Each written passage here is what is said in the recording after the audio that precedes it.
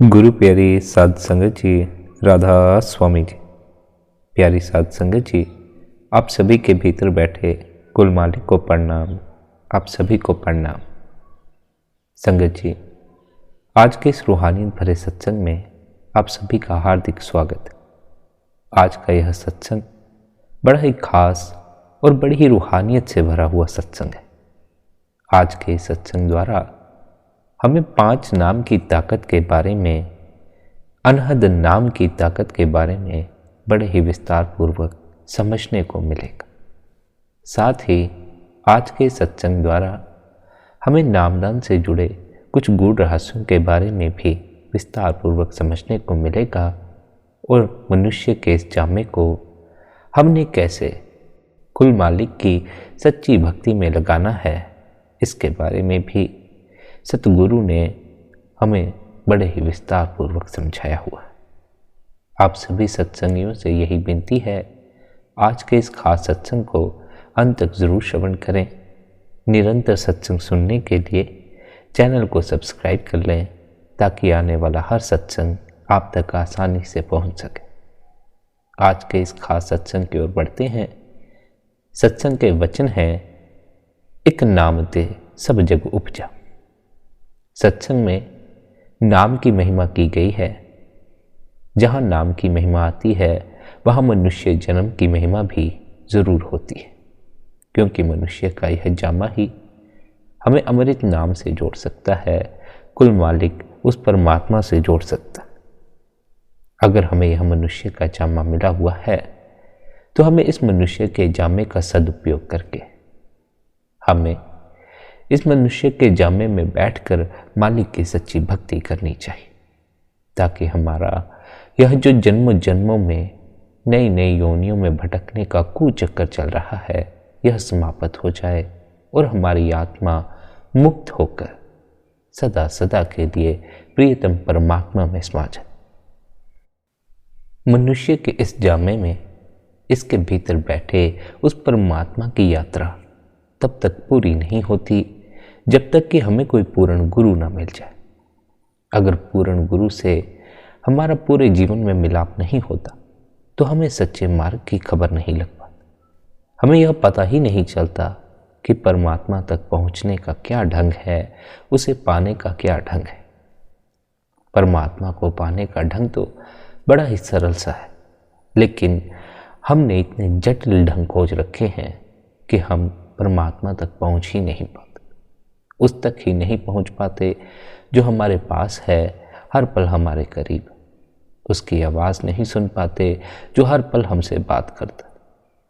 हमने जितनी विधियां परमात्मा तक पहुंचने के लिए खोजी, जितने रास्ते उस एक मालिक तक जाने के लिए बनाए, उतना ही हम भटकते भी चले गए। मार्ग परमात्मा की ओर ले जाता है, लेकिन हम मार्ग पर ही उलझ गए। हम परमात्मा तक पहुंचे ही नहीं। इसलिए संत हमें सभी मार्गों को छोड़कर सरल और सहज मार्ग अपनाने का उपदेश देते। संत हमें कोई विधि न अपनाकर बल्कि अपने अंतस में बज रहे अनहद शब्द से अपनी लिप को जोड़ने का उपदेश देते। संत जानते हैं, अनहद शब्द उस परमात्मा की ऐसी दात है कि अगर यह दात मिल जाए फिर कुछ भी और करने की जरूरत नहीं रहती। बिना कुछ किए हमारा परमात्मा से मिलाप हो जाता। अनहद शब्द परमात्मा की कृपा से सुनाई पड़ता है। इसलिए अगर हमारे भीतर श्रद्धा और विश्वास नहीं है तो हम इस मार्ग पर उन्नति नहीं कर सकते। यहाँ यह बात खास ख्याल रखें, अगर आप नामदान लेना चाहते हैं तो आपको दूसरों की देखा देखी नामदान नहीं लेना चाहिए, या घर परिवार में किसी के पास नामदान है, आपने भी उन्हें देखकर नामदान ले लिया तो उससे आपको कोई लाभ नहीं होगा।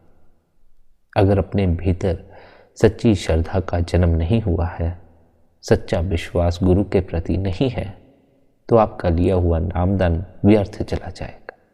फिर उससे रूहानियत में कोई तरक्की नहीं होगी, बल्कि आप सिमरन के शब्दों को दोहराकर अपने मन को और उलझा लेंगे। जिनके भीतर श्रद्धा है, विश्वास है, उन्होंने भी अपने को सिमरन के शब्दों में उलझा लिया। हमें सिमरन के शब्दों में उलझना नहीं है, बल्कि उससे सहायता लेकर अपने ध्यान को भटकने से रोकना है, फिर उस ठहरे हुए ध्यान में अपने को ठहरा देना है। हम तो शब्दों को पकड़ लेते हैं, शब्द फिर बार बार हमारे भीतर दोहरना शुरू हो जाते हैं और वे ही हमारे लिए बोझ बन जाते हैं।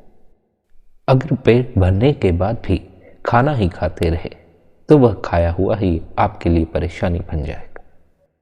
इसी तरह हमें किसी भी चीज को अपने लिए बोझ नहीं बना लेना चाहिए, चाहे वह सिमरन ही क्यों ना हो। जिस गुरु के प्रति, जिस विधि के प्रति श्रद्धा ना हो, विश्वास ना हो, उस मार्ग पर चलना ही मत, वरना कभी पहुंचना हो ही ना पाएगा। रूहानियत के मार्ग पर, अंतस के मार्ग पर वही सफल होते हैं जिन्हें अपने सद्गुरु पर, उस परमात्मा पर पूर्ण विश्वास होता है, उन पर पूर्ण श्रद्धा होती है। और यह श्रद्धा दूसरों द्वारा उनके भीतर पैदा नहीं की गई होती, यह उनके अपने हृदय से उठी होती। तो मैं आपके भीतर अगर आज परमात्मा के प्रति श्रद्धा पैदा करूं, कल आप उस श्रद्धा को लेकर किसी पूर्ण गुरु की शरण में चले जाएं, उससे आपको कोई लाभ नहीं होगा। पर अगर आपके अपने हृदय में किसी गुरु के प्रति श्रद्धा का भाव उठा है तो उससे फिर आपको जरूर लाभ होगा। परमात्मा यह नहीं देखता गुरु पूरा है, पहुंचा है या नहीं पहुंचा। परमात्मा तो श्रद्धा देखता है, विश्वास देखता। परमात्मा देखता है जिसे मुझ पर भरोसा है, वह उसे अपने पास बुला लेता, वह उस जीव को अनहद नाम की दात बख्श देता, एक ऐसी दात जिसके बाद फिर जीव की सारी समस्या खत्म हो जाती। कोई विधि, कोई अभ्यास उसे करने की जरूरत नहीं रहती, कहीं धार्मिक स्थानों पर आने जाने की जरूरत नहीं रहती। जहां रहता है मस्त रहता है, घर में रहता है, कमरे में रहता है तो मस्त है, बाहर कहीं रहता है तो मस्त। कोई गिला शिकवा फिर उसे जीवन से नहीं रह जाता, क्योंकि जब परमात्मा बरसता है तो खाली हाथ होने पर भी, कंगाल होने पर भी आनंद बना ही रहता है। इसीलिए फकीर हमेशा मस्ती में रहते हैं, जबकि धनवान हमेशा चिंता और परेशानी में डूबे रहते। चिंता, परेशानी और दुखों से घिरा यह मनुष्य अपने ही कर्मों के कारण ऐसे दुख भोगता है। परमात्मा तो मनुष्य का जामा सदा के लिए आनंदित होने को बख्शता है। परमात्मा ने तो मनुष्य का जामा सदा के लिए आनंदित होने को बख्शा, पर हमने अपने इस मनुष्य जामे को धन दौलत में, बेटे बेटियों में, रिश्ते नातों में बर्बाद कर लिया। इसलिए आप फरमाते हैं 84 लाख योनियों में भटकने वाले जीव ने मनुष्य की खाल जरूर पहन ली है, परंतु भक्ति के बिना केवल अपनी बुद्धि से खोज करने पर प्रीतम परमात्मा नहीं मिलता और जीव करोड़ों जन्मों तक भटकता रहता है। जीव माया के जाल में भ्रमित होकर माया के जाल में ही अपने बहुमूल्य जीवन को बर्बाद कर देता। कई जीव तो ऐसे होते हैं जो सद्गुरु की शरण लेकर भी, सद्गुरु से नाम लेकर भी तब तक माया के भ्रम से ऊपर उठने को राजी नहीं होते जब तक उन्हें समय की मार ना पड़े, या जब तक उन्हें यमदूतों का लठ ना फिरे। यमदूतों की मार सहने से अच्छा है, यमदूतों की मार खाने से अच्छा है नाम भक्ति किया करो, उस मालिक को याद किया करो। नाम भक्ति के अभ्यास द्वारा परमात्मा की सच्ची भक्ति करके ही हम अपने मानव जीवन को सफल बना सकते। भक्ति के बिना मानव जीवन निर्थक है। भक्ति के बिना इस मानव जीवन में कोई रस, कोई आनंद, कोई स्वाद नहीं है। दरिया साहिब कहते हैं, परमात्मा ही हमारा एकमात्र रक्षक है। गर्भ आभास की कठोर यातना से वही हमें बचाता है। गर्भ आभास में जीव अत्यंत आतुर होकर अपनी रक्षा के लिए परमात्मा से प्रार्थना करता है और उन्हें कभी भी न भूलने का वादा करता है। परमात्मा की दया से ही जीव मनुष्य का सुंदर शरीर और ज्ञान विज्ञान की अनोखी शक्ति लेकर संसार में आता है। परमात्मा के प्रति अपनी कृतज्ञता प्रकट करने और उनकी भक्ति द्वारा आवागमन के चक्कर से छुटकारा पाने का यह मानव जीवन ही एकमात्र अवसर है। परमात्मा की भक्ति के पवित्र जल से ही हमारे हृदय का कमल खिलता है और जीव रूपी मछली उस जल में आनंद पूर्वक विहार करती है। जीव के निस्तार के लिए भक्ति के सिवा और कोई दूसरा साधन नहीं है, पर दुर्भाग्यवश अज्ञानी जीव अपने गर्भ काल के वादे को भूलकर संसार की विषय वासनाओं में लिप्त रहता है और उनमें सुख ढूंढने की कोशिश भी करता। इस तरह वह अपना सारा जीवन संसारिक विषयों के पीछे दौड़ने में ही बर्बाद कर डालता है। इन विषयों की मृग तृष्णा के पीछे भागने से उसे केवल निराशा ही हाथ लगती।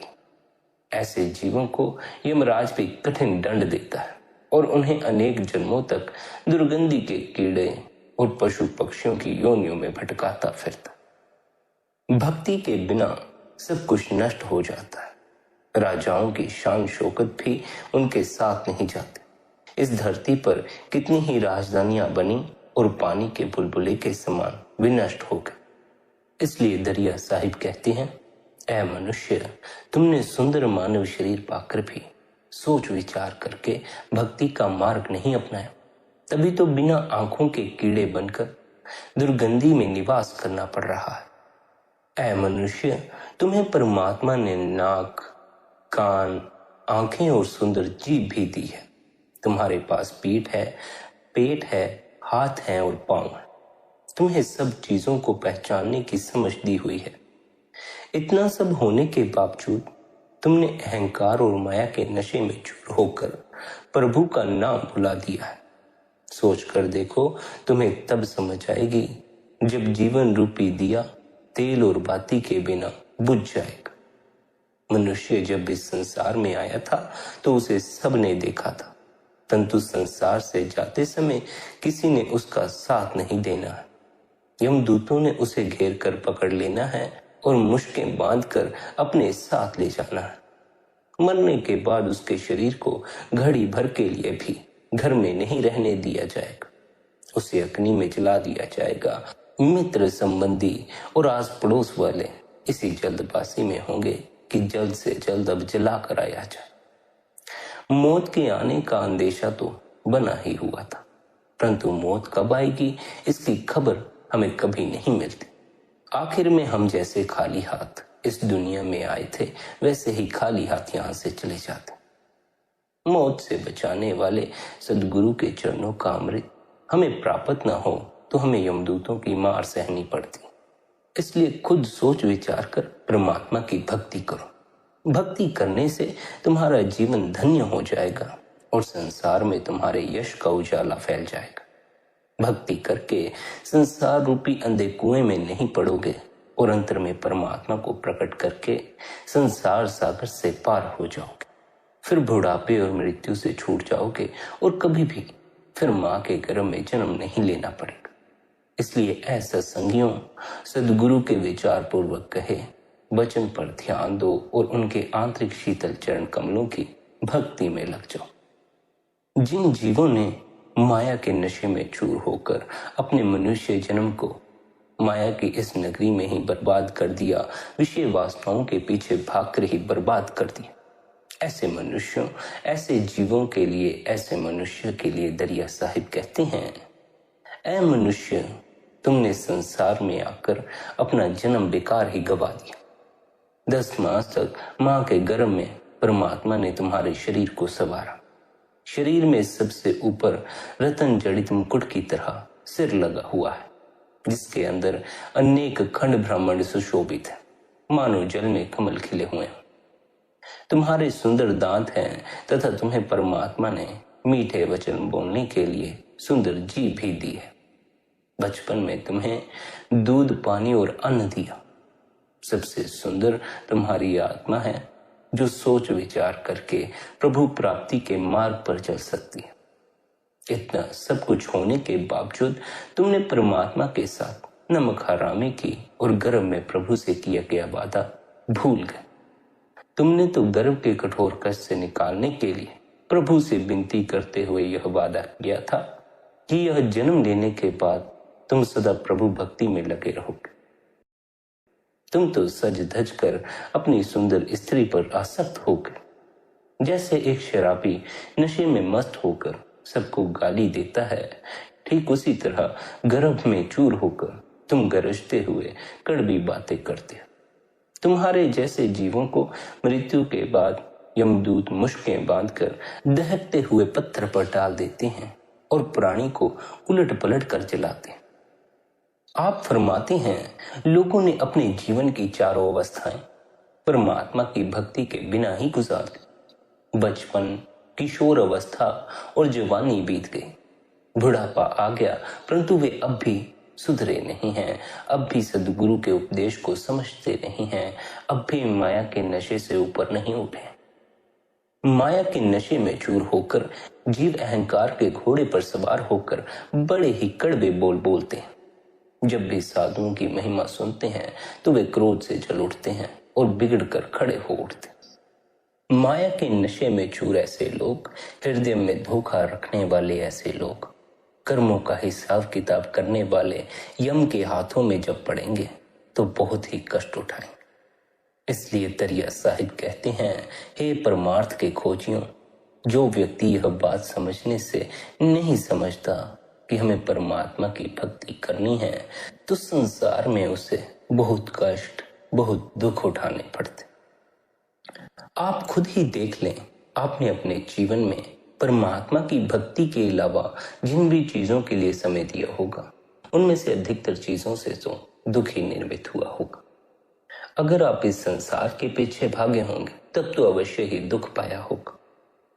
यहाँ जो कुछ भी किया जाता है उससे ही दुख निर्मित हो जाता। आप धन इकट्ठा करने निकलते हैं, सोचते तो यही हैं कि धन होने से जीवन में सुख होगा, लेकिन जितना धन बढ़ता चला जाता है उतनी ही रातों की नींद भी कम हो जाती। हमें यह नहीं भूलना चाहिए कि धन हमारे लिए अवश्य जरूरी है, जीने के लिए धन की सहायता चाहिए, लेकिन धन हमें इतना भी इकट्ठा नहीं कर लेना चाहिए कि हमारी रातों की नींद ही उड़ जाए। सबसे जरूरी, सबसे मूल्यवान जो चीजें इस संसार में हैं वे वही हैं जिनके लिए हमें कोई मूल्य नहीं चुकाना पड़ता, जो हमें मुफ्त में मिली हुई है। हमें नींद के लिए कोई मूल्य नहीं चुकाना पड़ता, लेकिन जिन चीजों के लिए मूल्य चुकाना होता है उनकी खातिर हम अपनी नींद को भी कुर्बान कर बैठते। हम अपनी नींद भी हराम कर लेते हैं, अपने जीवन को थका डालते हैं, अपने आप को पूरी तरह तोड़ कर रख देते। जितना दौड़ोगे उतना ही थकोगे भी। और यह ख्याल रखना, अगर संसार की तरफ दौड़ना शुरू कर दिया तब फिर ठहरने का कोई उपाय नहीं, फिर दौड़ते ही चले जाओगे, दौड़ते ही चले जाओ। संसार जीव को अक्सर दौड़ाता ही आया, इसलिए जो जीव संसार के मोह से ऊपर उठने को राजी होते हैं वही ठहरने को भी तैयार हो पाते। ठहरना तब तक नहीं हो सकता, आपका मन तब तक नहीं ठहरेगा जब तक आप संसार की दौड़ में शामिल हैं। संसार की तरफ भागोगे तो कई तरफ भागना पड़ेगा, वासनाओं के पीछे, सपनों के पीछे, लोगों के पीछे, गुरुओं के पीछे और न जाने किस किस चीज के पीछे भागना पड़े। जीवन दौड़ ही बनकर रह जाए तो जीवन नहीं होता। जीवन में जितना ठहराव हो उतना ही आनंद, उतना ही सुख होता। लेकिन हमारे जीवन में ठहराव कहाँ है, हमारे जीवन में आनंद का अनुभव कहाँ? हमें अगर कुछ अनुभव होता है तो दौड़ ही दौड़, हमें अगर कुछ अनुभव होता है तो कष्ट ही कष्ट। जीव 10-15 मिनट अगर लगातार दौड़ ले तो वह पूरी तरह थक कर चूर हो जाता है, लेकिन हम तो पूरा जीवन दौड़ दौड़ कर ही व्यतीत कर देते हैं और फिर बाद में हैरान होते हैं कि हम इतने थक कैसे गए, इतने हम टूट कैसे गए। जीवन का जो असल आनंद है वह ठहरने में है। इसलिए संत सद्गुरु हमें बार बार समझाते हैं, ध्यान में बैठो, बंदगी में बैठो, इस मन को बाहर दौड़ने से रोको, इसे भीतर ठहराओ। ठहराव से ही जीवन में आनंद का जन्म होता। हम ठहरने को राजी नहीं हैं, फिर हम आनंद की खोज कैसे कर सकते? हम ठहरने को राजी नहीं हैं, फिर हम अपने दुखों से ऊपर कैसे उठ सकते? ठहरना होगा, ठहर कर ही सभी दुखों से ऊपर उठा जा सकता है। ठहर कर ही आनंद का अनुभव किया जा सकता। ठहरने का अर्थ है कि यह जो मन हमें बाहर की तरफ लेकर जाता है, हमें इसे बाहर जाने से रोककर भीतर की तरफ मोड़ देना। हालांकि यह इतना आसान नहीं होता। जन्मों जन्मों से हमने अपने मन को बाहर की तरफ भटकाया है, बाहर की तरफ फैलने की इजाजत दी है। अब यह मन बाहर भटकने में इतना कुशल हो गया है, इतना आदी हो गया है कि अभी हमारी बात भी नहीं सुनता, अपनी मर्जी से ही बाहर भटकना शुरू कर देता है। अपनी मर्जी से ही नई नई चीजें खोज लेता है, नए नए कारण खोज लेता है और अपनी भटकन को शुरू कर लेता है। किसी को यह मन भटकाना शुरू कर देता है धन की खातिर, किसी को यह मन भटकाना शुरू कर देता है वासनाओं की खातिर, किसी को यह मन भटकाना शुरू कर देता है लोगों की खातिर, किसी को यह भटकाता है ऊंचे ओहदे की खातिर। लेकिन भटकन, दौड़ सदा ही जारी रहती है। हम दौड़े जा रहे हैं, हम भटकते चले जा रहे हैं। जितना दौड़ोगे उतना भटकोगे। जितने अलग रास्ते बनाकर बैठ जाओगे उतनी ही अलग यात्राएं भी शुरू हो जाएंगी। हम तो एक यात्रा ही पूरी नहीं कर पाते, हम तो उसी यात्रा को पूरा करने में असमर्थ हैं जिसके लिए हमें उस परमात्मा ने यह मनुष्य जन्म दिया। लेकिन हम अपने सामने अनेक यात्राएं खड़ी करके बैठ जाते। जब हम एक ही यात्रा करने में असमर्थ हैं तो बाकी की यात्राएं पूर्ण कैसे कर सकें? जब हमारा मनुष्य जन्म ही परमात्मा को पाने के उद्देश्य से हुआ, फिर अगर हम धन की यात्रा शुरू कर दें, पद की यात्रा शुरू कर दें, तो उसे हासिल कर लेने से हम धनी नहीं हो जाएंगे, ऊंचे ओहदे के अधिकारी नहीं हो जाएंगे। सबसे ऊंचा ओहदा तो सचखंड में वास करने का ही होता है। अगर हम उस ओहदे तक नहीं पहुंच सकते तो इस संसार के ओहदे हमारे लिए किसी काम के नहीं। देर सवेर सभी ऊंचे ओहदे के अधिकारी भी इस संसार से विदा ले जाते। देर सवेर सभी धनी व्यक्ति भी इस संसार से विदा ले जाते। जब सभी को यहाँ से चले ही जाना है, जब सभी का जाना तय है, तो हमें ऐसे भ्रम में नहीं जीना चाहिए कि हम माया की नगरी हमारा असल घर है। यह देश, यह संसार, यह नगरी हमारी असल नगरी नहीं, हमारा असल देश, हमारा असल घर नहीं। हमारा असल घर तो वही है जहां परमात्मा निवास करता। क्यों? क्योंकि हम सभी को लौटकर परमात्मा के पास ही जाना, उसी में समाना है, उसमें नहीं समाए। इस संसार में, इस नगरी में ही उलझे रहे तो दुख उठाते रहेंगे। अब ये आपको निर्णय लेना है, आप दुख में जीना चाहते हैं कि सुख में जीना चाहते हैं। आप दुख में जीना चाहते हो तो इस संसार में तो दुख अनेक तरह से मिल जाता है। जहां खोजना चाहें खोज लें, जहां हाथ डालोगे वहीं से दुख निकल आए। पर अगर आप आनंद चाहते हैं, अगर आप भीतर से इस दुख को बाहर निकाल देना चाहते हैं, तो आपको अपने असल घर सचखंड की तरफ ख्याल करना चाहिए, उस परमात्मा की भक्ति करनी चाहिए। फैसला आपका है। आप आनंदित होना चाहते हो तो परमात्मा की यात्रा करें। आप अगर दुखी होना चाहते हो तो संसार की यात्रा करें। संसार की यात्रा में क्या बच्चा, क्या बूढ़ा, क्या जवान, सभी दुख पाते। क्या कीड़े, क्या जानवर, क्या आदमी, क्या पेड़ पौधे, सभी कष्ट पाते हैं। सभी को कोई ना कोई दुख, कोई ना कोई कष्ट बना ही हुआ।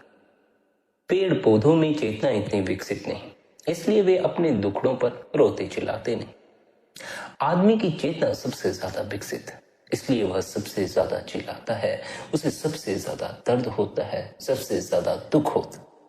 चेतना के विकास के बगैर आपको दुख का अनुभव भी नहीं हो सकता। हम पेड़ों को काट देते हैं तो पेड़ कहीं हमें ऐसा थोड़ी कहते हैं कि तुमने मुझे काट दिया, कि अब मैं तुम्हें शराप देता हूं या अब मैं तुम पे मुकदमा कर दूंगा। हम मुर्गियां काट देते हैं तो मुर्गियों के खानदान वाले हम पे कोई मुकदमा तो नहीं करते। क्यों नहीं करते? क्योंकि अभी उनकी चेतना उतनी विकसित नहीं है जितनी कि मनुष्य की विकसित है। मनुष्य अपनी इस विकसित चेतना का लाभ उठाने में भी असमर्थ है। जितनी चेतना विकसित होती है उतना ही हम परमात्मा के निकट होने के लिए तैयार हो जाते हैं। इसीलिए मनुष्य जन्म को सबसे श्रेष्ठ जन्म कहा जाता है। इस जन्म में चेतना बड़े ऊंचे तल पर विकसित हुई होती। अगर आप इस तल से और ऊपर के तल पर खिसक जाएं तो आप परमात्मा तक पहुंच जाएं, लेकिन अगर आप इस तल से नीचे के तल पर खिसक जाएं तो आप पशुओं के तल पर पहुंच जाएं। आदमी के भीतर दोनों ही संभावनाएं हैं। वह चाहे तो परमात्मा हो जाए, वह चाहे तो पशु हो जाए। परमात्मा हो जाने का अर्थ है अपनी इच्छाओं, अपनी वासनाओं, अपनी कामनाओं, अपने दुखों से ऊपर उठ जाना, अर्थात अपने मन से ऊपर उठ जाना। पशु हो जाने का अर्थ है अपनी वासनाओं, अपनी इच्छाओं, अपनी कामनाओं में इस कदर लीन हो जाना कि अपने आराम, अपने सुख, अपने चैन की भी फिक्र न करना, उन्हीं में लिप्त होकर अपने जीवन को बर्बाद कर ले।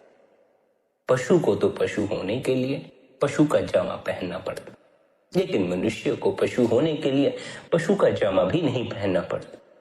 वह चाहे तो इस क्षण ही पशु भी हो सकता है। पशु हो जाने का अर्थ है काम में लीन रहना, वासनाओं में लीन रहना। लेकिन यह पशु हो जाने की संभावना से विपरीत आदमी के भीतर परमात्मा होने की संभावना भी मौजूद है। अगर मनुष्य चाहे तो परमात्मा भी हो सकता। आप अगर चाहें तो आज ही परमात्मा से मिलाप भी कर सकते हैं, लेकिन आज ही परमात्मा में समा जाना बड़ा ही कठिन होता है। जन्मों जन्मों से संसार की इच्छाओं को अपने साथ लेकर घूमते रहे, जन्मों जन्मों से वासनाओं के स्वादों के आशिक रहे। आज एक ही क्षण में इन्हें छोड़कर, इस मन को छोड़कर हम परमात्मा में समा नहीं सकते। ऐसा नहीं है कि कोई समाया नहीं, समाने वाले समा भी जाते हैं, छोड़ने वाले एक ही क्षण में मन का साथ छोड़ भी जाते, पर उसके पीछे भी कई जन्मों की साधना होती। हमें नहीं पता हमने पिछले जन्म में कितनी साधना की, कितना ध्यान किया, कितना भजन किया। हमें तो इसी जन्म की सुर्त है, बाकी जन्म तो हमें विस्मरण हो गए। इसलिए हम कोई अंदाजा नहीं लगा सकते हम पिछले जन्म में किस कदर भक्ति में लीन थे या किस कदर वासनाओं में लीन थे। हमें अब के इस जन्म को सुधारना है। हमारा अगर अब जन्म हुआ है तो उसका केवल और केवल कारण यही है कि हमें सचखंड में प्रवेश नहीं मिला, हमारी आत्मा देह के बंधन से मुक्त नहीं हुई। इसका अर्थ यह हुआ कि हम पिछले जन्म में शायद मालिक की भक्ति में पूरी तरह लीन नहीं हो पाए, पूरी तरह मन का साथ नहीं छोड़ पाए, जिस कारण हमें फिर से इस देह में भेजा गया उस मालिक की भक्ति करने के लिए। जिनका सचखंड में प्रवेश हो जाता है, जो देह के बंधन से मुक्त हो जाती हैं, फिर उन्हें इस संसार में जन्म लेने की आवश्यकता नहीं पड़ती, उनका जन्म मरण समाप्त हो जाता। पर शायद हमें बहुत से जीव ऐसे ही हैं जो मरना नहीं चाहते, इसलिए वे जन्म की इच्छा लेकर ही मरते, बार बार जन्मते हैं। मुक्त होने का उनके भीतर कोई ख्याल नहीं होता। अब सभी तो मुक्ति नहीं चाहते हैं। जो इस जन्म में धनी नहीं हो सके वे अगले जन्म में धनी होने के उपाय करना शुरू कर दे। जिन्हें इस जन्म में कोई जीवन साथी नहीं मिला, वह अगले जन्मों में जीवन साथी की खोज में लग जाता। मुक्त कोई भी नहीं होना चाहता, क्योंकि मुक्त होने का अर्थ है सब तरह की डोर से मुक्त हो जाना। फिर धन को भी भूलना होगा, स्त्रियों को भी भूलना होगा, पुरुषों को भी भूलना होगा, इस दुनिया को ही भूलना होगा। इस दुनिया को भूलने का जी नहीं चाहता। जीव इतने समय से यहाँ रह रहा है कि इस दुनिया से प्यार हो गया। यहाँ के पेड़ पौधों से प्यार है, यहाँ के आसमान, यहाँ की धरती से प्यार है, यहाँ के धन, यहाँ के मकान से प्यार है, यहाँ की स्त्री, यहाँ के पुरुष से प्यार। किसी से प्यार हो जाना बुरी बात नहीं है, और इस संसार से प्यार हो जाना भी परमात्मा से प्यार हो जाना ही है। पर क्योंकि जीव को संसार में परमात्मा का दर्शन नहीं होता, केवल वह संसार को संसार के ढंग से ही देख पाता है, माया के नशे में चूर रहकर ही देख पाता है, इसलिए उसका यह प्यार भी उसके दुख का कारण बन जाता। दुख इसलिए क्योंकि इस संसार में, इस माया की नगरी में हासिल तो कुछ भी नहीं होता, लेकिन हासिल होने का भ्रम बना रहता। मन हमें ऐसी चीजों के पीछे उलझा देता है जो हमारे पास होती ही नहीं है और जिन्हें हासिल करना हमारे लिए बड़ा कठिन होता, लेकिन फिर भी मन हमें उस दौड़ में शामिल कर देता। धन हासिल करना कोई आसान बात तो नहीं है, बड़ी कठिनाई का काम है, बड़ी मेहनत का काम। मन को कठिन चीजें ही पसंद आती हैं। मन को ऐसे काम ही रिश्ते हैं जिसमें मुश्किलें खड़ी हों, जिसमें मेहनत करनी पड़े, शरीर को चूर चूर कर देना हो, जिसमें आदमी की हालत दोबर हो जाती। मन ऐसे ही कार्यों में लीन रहता। इसलिए मन जीव को जब धन के लिए दौड़ाना शुरू करता है तो वह जीव को यह भ्रांति देता है, धन हासिल कर लो, सभी दुखड़े दूर हो जाएंगे। लेकिन दुख का असल कारण मन ही होता, क्योंकि मन ने भीतर धन की दौड़ पैदा कर दी। आप देखें, एक बच्चे के भीतर धन की कोई दौड़ नहीं होती, उसे धन की कोई समझ ही नहीं होती। धन क्या है, इससे क्या होगा, क्या नहीं होगा। जब उसे धन का पता ही नहीं होता तो धन के लिए वह दौड़ता भी नहीं। जो धन के लिए दौड़ते हैं वे अपना आराम और चैन बर्बाद कर बैठते। इसलिए बच्चा हमसे ज्यादा आराम में है, क्योंकि उसे धन की कोई दौड़ नहीं। खैर, बच्चे की जरूरतें पूरी करने के लिए, अपनी जरूरतें पूरी करने के लिए हम सभी को धन की आवश्यकता। इसलिए धन के पीछे दौड़ना नहीं चाहिए, धन के पीछे पागल नहीं हो जाना चाहिए। बजाय इसके हमें आवश्यकता अनुसार धन कमाना चाहिए, जिससे हमारा समय भी बचता हो, जिससे हमारा आराम और सुख भी बचता हो। अगर भागे लोभवश तो लोभवश भागने के कारण सिर्फ दुख ही निर्मित होगा। मन भ्रम पकड़ा देगा, धन इकट्ठा कर लो, सुख हो जाए।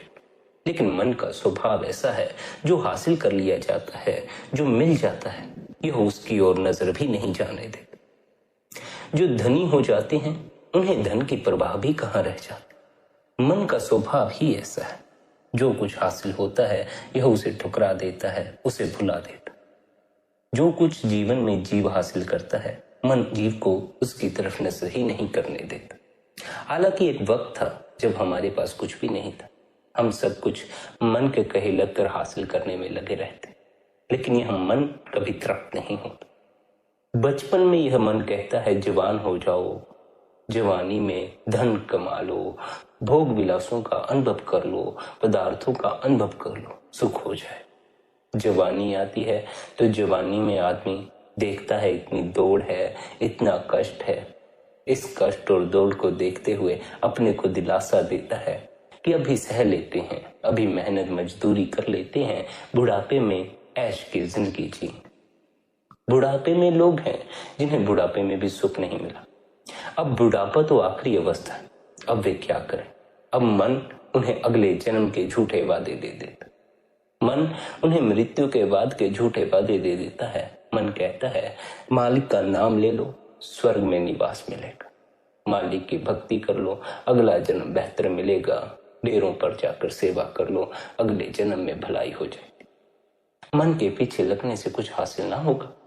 मन आनंद को बचपन से जवानी पर टाल देता है, जवानी से बुढ़ापे पर टाल देता है, और बुढ़ापे से भी अगले जन्म पर टालने वाले लोग बैठे हुए हैं। लोग भविष्य की कल्पनाओं में खोए रहते, इस कदर खोए हैं कि अगले जन्मों तक पहुंच गए। जो अगले जन्मों तक भी सोच सकता है वह जीवन में सुखी कैसे हो सकता है। उसका सोचना ही उसके दुख का कारण बन जाएगा। जितना सोचते रहोगे, जितना विचारों में खोए रहोगे, अपने भीतर की बातों में खोए रहोगे, अपने आप में ही पागल होते जाओ। समझ ही ना पाओगे करना क्या है, समझ में ही नहीं आएगा इस दुख से बचना कैसे। जीव ने अपनी बातों से ही अपने आप को अपने भीतर उलझाया हुआ है। इसी उलझन को मन का कोलाहल कहा जाता है। मन का यह कोलाहल परमात्मा की भक्ति नहीं करने देता। मन का यह कोलाहल संसार की भक्ति में ही जीव को लगाए रखता है। जीव भी बड़े मजे से संसार की भक्ति में ही लीन रहता है और इसी में लीन रहकर अपने जीवन को गवा बैठता। जब अंतिम बेला नजदीक आती है, यमदूतों की मार सहनी पड़ती, तब सोचता है कि हम मैंने किन चीजों की खातिर अपने जीवन को बर्बाद कर दिया। इस मन के पीछे लगकर अपने जीवन को बर्बाद करने से बेहतर है इस मन से ऊपर उठिए, इस मन को बाहर दौड़ने देने की बजाय इसे भीतर ठहराइए, मालिक के नाम से जुड़ जाइए। वह नाम जो इस मन को भी ठहरा देता है, वह नाम जो हमें जन्म जन्मांतर के दुखों से ऊपर उठा देता है, वह नाम जो हमें परमात्मा से मिला देता। वह नाम कौन सा नाम है? वह नाम घट में गूंजता धुनात्मक नाम। धुन के रूप में जो नाम हमारे भीतर गूंज रहा है, उसी को आपने नाम कहा है, उसी को सद्गुरु ने सच्चा नाम कहा है। उसके अतिरिक्त किसी भी लिखने, पढ़ने या बोलने में आने वाले नाम को वह नाम नहीं कहा जाता जिससे जुड़कर जीव की मुक्ति होती। जीव जिस नाम से जुड़कर मुक्त होता है वह धुन के रूप में हम सबके घट में मौजूद। उसे अलग अलग ढंग से संतों ने पुकारा है। किसी ने अनहद शब्द कहा है, किसी ने शब्द कहा है, किसी ने नाम कहा। शब्दों का भेद है, इशारा एक की तरफ ही है, उस धुन की तरफ। घट में गूंजती वह धुन आपको निर्मल, पाक और पवित्र बना सकती।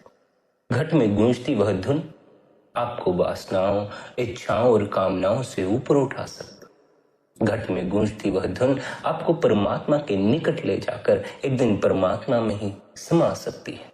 यह उस धुन की खूबी है, यही उस नाम का महत्व। नाम में इतनी ताकत है कि वह जीव के इस ताकतवर मन को भी वश में कर लेता है। जीव तो लाख कोशिश करता है कि मन को वश में करे, स्वयं को वासनाओं से ऊपर उठाए, स्वयं को कामनाओं से ऊपर उठाए, लेकिन बार बार हार जाता। हालांकि दिखाने के लिए हर आदमी अपने आप को ताकतवर ही दिखाता है, अपने को कोई भी कमजोर नहीं दिखाना चाहता। अपने अहंकार में तो सभी अपने को ताकतवर समझते, लेकिन जब उनसे कहा जाए मन को वश में करो, तो मन को वश में करने में असमर्थ रह जाता, मन से ऊपर उठने में असमर्थ रह जाता। असमर्थ रहने का कारण यह है कि जीव का अहंकार मन से बड़ा नहीं है। मन अहंकार का जन्मदाता है। इसलिए मन को वश में करने के चक्कर में जीव का अपना अहंकार भी टूट जाता है। जितना वह मन को वश में करने की कोशिश करता है, उतना ही मन और जोर मारता। अहंकार मन से ही पैदा होता, मन ही अहंकार का जन्मदाता है। इसलिए अहंकार में आकर कोई भी मन को वश में नहीं कर सकता। मन को ठहराने का, मन को वश में करने का जो सहज ढंग है, वह भीतर के नाम से जुड़ जाना है। भीतर के नाम से जिनकी लिप जुड़ जाती है, उनका मन अपने आप ही वश में आना शुरू हो जाता। उन्हें फिर मन को वश में करने के अन्य उपाय नहीं करने पड़ते।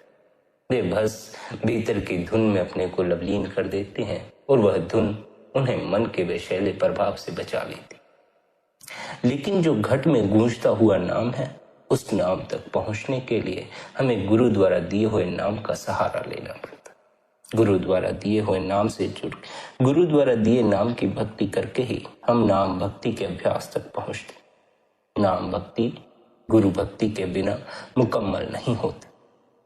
नाम से जुड़ने के लिए आपको निरंतर गुरु द्वारा दिए हुए नाम का अभ्यास करना चाहिए। गुरु द्वारा समझाए गए तरीके से भजन सिमरन करना चाहिए। निरंतर भजन सिमरन में बैठोगे तो धीरे धीरे मन से ऊपर उठना भी शुरू कर दोगे। सिमरन करते समय इस बात का ख्याल रखना है कि मन भी सिमरन में हो, मन सिमरन से अलग ना हो। जुबान ही सिमरन को दोहराती रह गई तो सिमरन करने से कोई लाभ ना होगा। हालांकि मन सिमरन करने को राजी नहीं होता, फिर भी हमें इसे बार बार घेर कर सिमरन में लगा लेना। दरवाजा बंद करके अपने आप को जबरदस्ती बाहर जाने से रोकने पर, जबकि मन हर पल बाहर भागता रहे, कोई खास फायदा नहीं है। भक्ति यानी लगन और एकाग्रता के साथ किया गया केवल 1 घंटे का भजन भी कहीं अधिक लाभ देता है। आप समझाते हैं, जब आप भजन में बैठें तो आपको अपना पूरा ध्यान केवल भजन में ही रखना चाहिए। यह नहीं सोचना चाहिए कि आप कितनी देर बैठ चुके हैं, कब 1 घंटा खत्म होगा और कब 2 घंटे बीतेंगे। आप चाहे घड़ी न भी देखें, पर आप सोचते रहते हैं कि आप अपने निश्चित समय तक भजन में बैठ चुके हैं या उससे ज्यादा देर तक बैठ गए हैं। अगर आपका मन यही सोचता रहेगा कि आपको कितनी देर बैठना है और कितना समय बीत चुका है, तो आप एकाग्र होने की कोशिश नहीं कर रहे, केवल समय के बारे में सोच रहे हैं। इसलिए आपको चाहिए कि दुनिया के सारे ख्यालों को दूर करके मन को सिमरन में लगाएं। अभ्यास में एकाग्रता का महत्व है, घंटों का नहीं। आप कितना घंटा भजन में बैठे या कितना घंटा आप सिमरन में बैठे। अगर आप प्रेम, भक्ति और पूरी एकाग्रता के साथ 1 घंटा भी बैठे हों तो वह उस 5 घंटे की बैठक से कहीं अच्छा है। जिसमें आपका मन इधर उधर भागता रहता है, तरह तरह की सांसारिक समस्याओं और सुखों के बारे में सोचता रहता है। इसलिए हमें सारे ख्यालों को हटाकर पूरी तरह से एकाग्रचित होने की आदत डालनी चाहिए। हमें अन्य किसी बात पर ध्यान देने की बजाय गुरु द्वारा दिए हुए 5 नाम के सिमरन पर ध्यान देना चाहिए। हमारे भीतर अन्य तरह के विचार नहीं, गुरु द्वारा दिए 5 नाम का सिमरन चलना चाहिए। कल एक सज्जन ने सवाल पूछा था कि वे 5 नाम कौन से हैं। कोई भी साधारण बुद्धि वाला व्यक्ति ये सब नाम संत मत के पुस्तकों से ढूंढ सकते हैं। इनको ढूंढना कोई मुश्किल नहीं, लेकिन इससे किसी को कोई लाभ नहीं होगा। बंदूक की नली से निकली गोली ही मार करती है। आप उस गोली को हाथ से फेंकें, उसका कोई असर नहीं होगा। इसी प्रकार जब हमें नाम किसी संत के द्वारा दिए जाते हैं, तभी उनके पीछे उसकी शक्ति रहती है। वह शक्ति जो अहंकार का नाश करती है, जो हमारे मन को निर्मल करती है, जो हमारे पूरे ध्यान को आंखों के पीछे इकट्ठा करती है। लफ्जों में तो अपने आप कोई ताकत नहीं होती। सिमरन के लिए दिए जाने वाले नामों में अपनी खुद की कोई ताकत नहीं होती। ताकत तो सिमरन देने वाले महात्मा की होती है। इसलिए यहाँ वहाँ 5 नाम ढूंढने की कोशिश में ना लगे रहें। अपना समय यूं ही खराब ना करें। किसी पूर्ण गुरु से मार्गदर्शन लें, पूर्ण गुरु से नाम लें। असल ताकत तो महात्मा की है। नाम तो आपको अनेकों के पास मिल जाएगा, लेकिन जो ताकत, जो शब्द की ताकत गुरु उस नाम में डालता है, वह हर किसी के पास आपको नहीं मिल सकती। जब आप किसी पूर्ण गुरु की शरण में जाएं, उनकी सेवा करें, उनका सत्संग सुनें, उनके सत्संग पर विचार करें और भीतर नाम लेने की इच्छा पैदा हो, नाम की अर्ज लगाएं, गुरु आपको नाम दे दे, तो आप गुरु द्वारा दिए हुए नाम का सिमरन करके अपने अंतर में उतर जाएं, अपने भीतर उतर जाएं। जिन्हें गुरु से नाम मिल जाता है, उनके पास यह मौका होता है कि वह अपने अंतर में जाकर उस आनंद, उस प्रकाश, उस शब्द को सुन सके। लेकिन बहुत से ऐसे जीव हैं जो नाम लेकर भी इस ओर गौर नहीं करते, जिनके भीतर अंदर जाने की कोई चाह नहीं, जिनके भीतर, इस देह के भीतर उस परमात्मा की खोज करने की कोई चाह नहीं। उसका कारण यह है कि उन्हें अभी यह खबर ही नहीं लगी, सच्चा सुख, सच्चा आनंद, सच्ची शांति कहीं बाहर नहीं, इस देह के भीतर मौजूद है। जिन्हें यह खबर नहीं, जिनकी समझ अभी इतनी विकसित नहीं हुई कि सुख बाहर से नहीं मिलता, शांति बाहर से नहीं मिलती, वे बाहर ही ठोकरें खाते फिरते हैं, वे बाहर भटकते फिरते हैं, वे नाम लेकर भी नाम की कमाई नहीं कर पाते। हमें सद्गुरुओं के सत्संग सुनकर अपनी समझ को विकसित करना चाहिए, उनके सत्संग पर विचार करना चाहिए। बार बार संत सद्गुरु हमें समझाते हैं, सुख और शांति इस देह के भीतर है। अगर सुखी होना है, सच में भीतर से अशांति को दूर करना चाहते हो, तो निरंतर भजन बंदगी करो, निरंतर अपनी इस देह के भीतर उतरो। भीतर उतर कर ही सुख का स्वाद लग सकता है, आनंद का स्वाद लग सकता है। इसलिए प्यारी साध संगत जी, निरंतर अपने गुरु द्वारा दिया हुआ अभ्यास करते रहें, गुरु द्वारा दिया हुआ सिमरन करते रहें। निरंतर भजन सिमरन करने से, निरंतर भजन बंदगी करने से धीरे धीरे आपको भीतर का स्वाद लगना शुरू हो जाता। जिससे भीतर का स्वाद लगना शुरू हो जाता है, उसका मन फिर बाहर संसार में नहीं भटकता, उसका मन फिर भीतर टिक कर बैठ जाता। फिर उसे बाहर संसार में ठोकरें नहीं खानी पड़ती, उसके जीवन में सुख की वर्षा होती है, साथ ही साथ उसे परमात्मा की दया मेहर का भी अनुभव होता। जैसे जैसे हम अपने भीतर उतरते जाएंगे, हमें परमात्मा की दया मेहर का, परमात्मा की बख्शीश का अनुभव होता जाएगा। इसलिए हमें निरंतर भजन बंदगी द्वारा, निरंतर गुरु द्वारा दिए अभ्यास द्वारा अपने ही भीतर उस परमात्मा की खोज करनी है, अपने ही भीतर उस परमात्मा का अनुभव करना है। प्यारी साध संगत जी, यदि आज का यह सत्संग आपको अच्छा लगा हो, तो आज के इस सत्संग को आप अपने मित्रों और संबंधियों के साथ शेयर भी कर सकते हैं। बाकी आपकी अपनी मौज है। अपना ख्याल रखें, सबके प्रति भीतर भले की कामना रखें।